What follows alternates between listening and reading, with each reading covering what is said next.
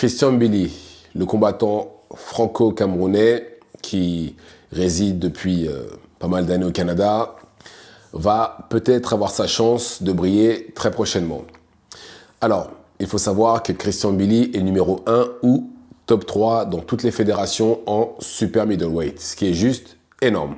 Bon, normalement, dans la logique, il aura déjà dû avoir sa chance contre Canelo Alvarez qui détient 3 des 4 ceintures. Même si maintenant, bon, il a dû en lâcher une parce que vous connaissez l'IBF. Hein. Enfin bref, maintenant c'est William Skull, le champion IBF. Et là, il va avoir sa chance éventuellement, parce que c'est pas dit que ça se fasse, pour pouvoir enfin briller. Il pourrait être amené à affronter Jaime Munguia parce que la WBC a ordonné un combat entre les deux, ce qui est une très bonne chose. Mais bon, vous savez très bien comment ça se passe. Hein. C'est pas parce qu'une fédération ordonne un combat que forcément le combat va avoir lieu. Regardez Martin Bacolé, qui lui aurait dû affronter Agit Kabayel, qui a refusé. Ensuite, ça a été Big Bang Zeng, qui a refusé pour pour qu'au final les deux puissent s'affronter. Mais bon, espérons que ce ne soit pas le cas pour Christian Mbili. Et comme j'ai dit, il pourrait être amené à affronter Jaime Munguia. Jaime Munguia, qui lui est un ancien champion en 154.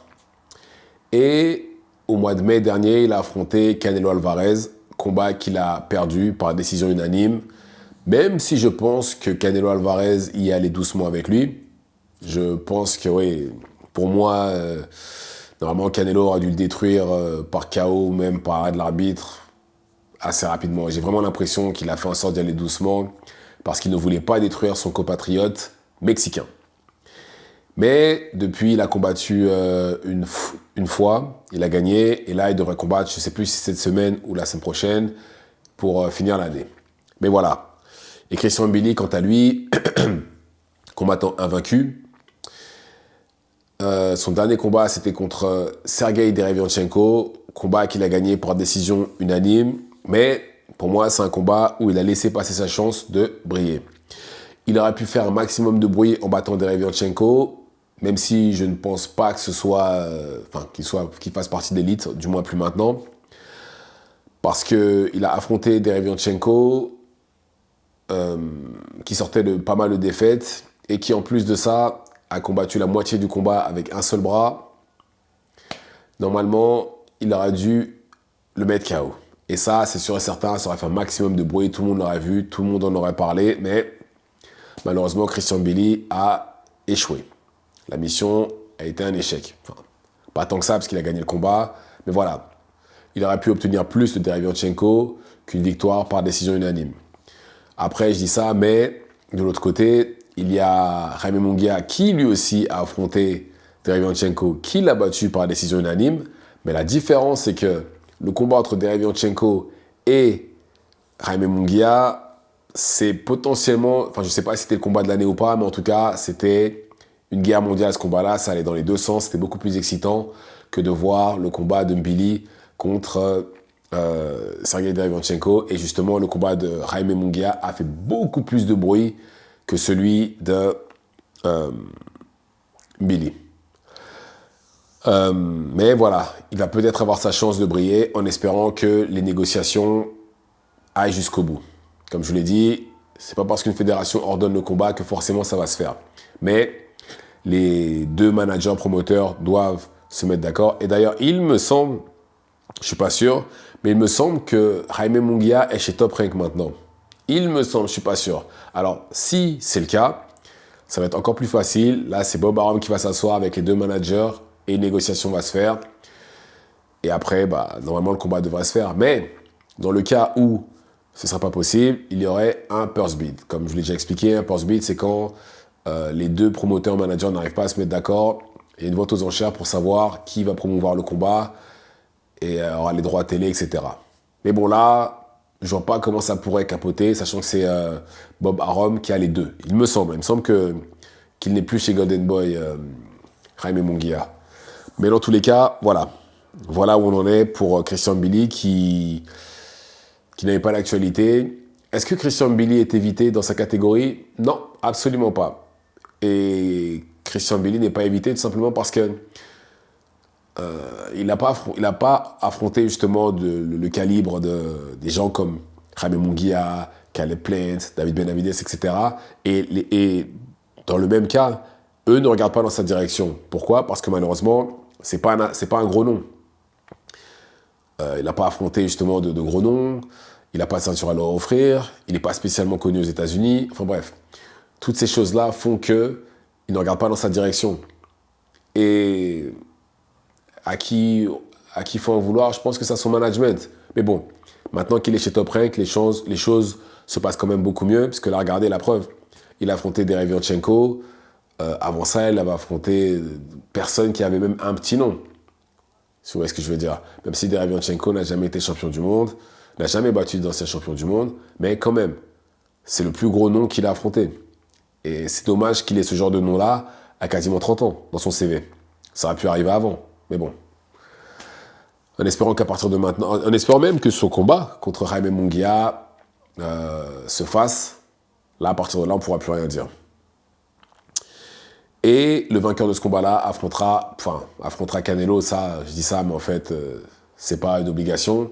Parce que Canelo n'a pas affronté Benavides alors qu'il était sous mandataire depuis sûrement la pandémie.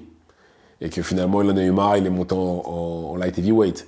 Ça pourrait être le même problème pourrait se présenter encore une fois pour le vainqueur de ce combat-là. Parce qu'il a déjà affronté Munguia, il a déjà battu sans le moindre problème. Donc, certes, il va mériter le combat, mais d'un autre côté, ce sera la même chose lors du rematch. Et quant à Billy n'est pas assez connu, il ne va pas lui rapporter assez d'argent. La raison pour laquelle Canelo n'a pas affronté William Skull, c'était pour ces raisons-là. C'est parce qu'il a clairement dit, ouais, je ne sais pas qui c'est, et il a pesé le pour et le contre. Voilà, je vais l'affronter, qu'est-ce que je vais gagner là-dedans? C'est moi qui ai toutes les ceintures, il n'est pas connu, et il aurait sûrement battu facilement. Donc, Canelo s'est dit, ça vaut pas la peine, je laisse la ceinture. Après, c'est pas dit qu'il la récupérera pas plus tard, hein. Mais en tout cas, dans les médias, il n'en a pas besoin. Il a préféré laisser la ceinture. Comme d'ailleurs l'a fait Terence Crawford quand l'IMF lui a mis la pression directement, quand il a gagné les ceintures d'Errol Spence, de la même manière que Usyk a laissé la ceinture IBF vacante pour la laisser à Daniel Dubois, parce que l'IBF, tout simplement, dès l'instant où vous êtes champion incontestable, il vous saute dessus. Mais voilà, mais dans tous les cas, pour en revenir à Billy et Jaime Munguia, je m'attends à un gros combat, à une guerre mondiale. Les deux avancent, envoient des parpaings. Je m'attends vraiment à un gros combat. Et j'espère que Billy va gagner, parce que ce serait bien qu'on ait justement un Français dans le dernier carré. Enfin, dans le dernier carré, oui, dans le dernier carré, enfin, non. En finale, on va dire, contre Canelo.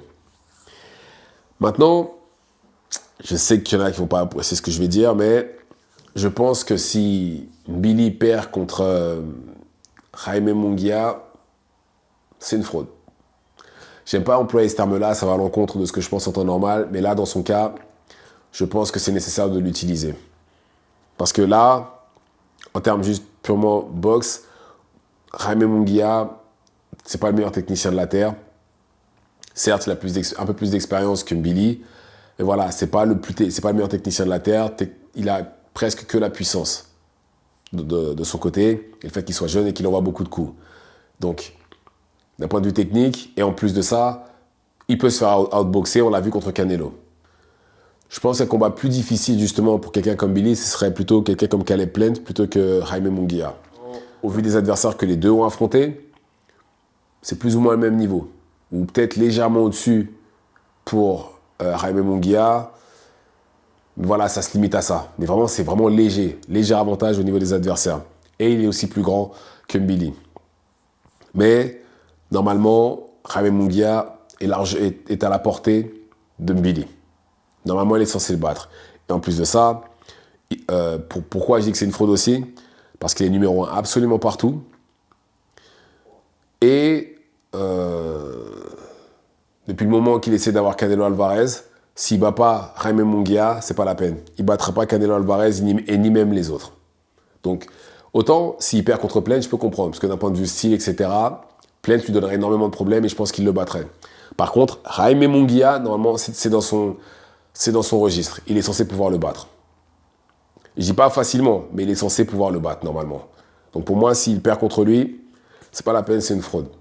Tu peux pas avoir quasiment 30 ans, premier numéro 1 quasiment partout, et la seule fois où tu step up un peu, tu perds. Non. Pour moi, s'il perd, je suis désolé, c'est une fraude. Mais bon, déjà, on va attendre que le combat soit signé une bonne fois pour toutes, et après, on pourra se dire si c'est une fraude ou pas, Christian Billy. Mais dans tous les cas, je pense que ça va se faire parce que je crois que les deux sont chez Top Rank. Et je m'attends à un gros combat et j'espère que Billy va gagner. Mais en tout cas, voilà, s'il ne gagne pas, c'est une fraude pour moi. Dites-moi ce que vous en pensez dans les commentaires. Activez la cloche de façon à être tenu au courant quand je posterai de nouvelles vidéos. Et c'est tout pour moi. Ciao, ciao.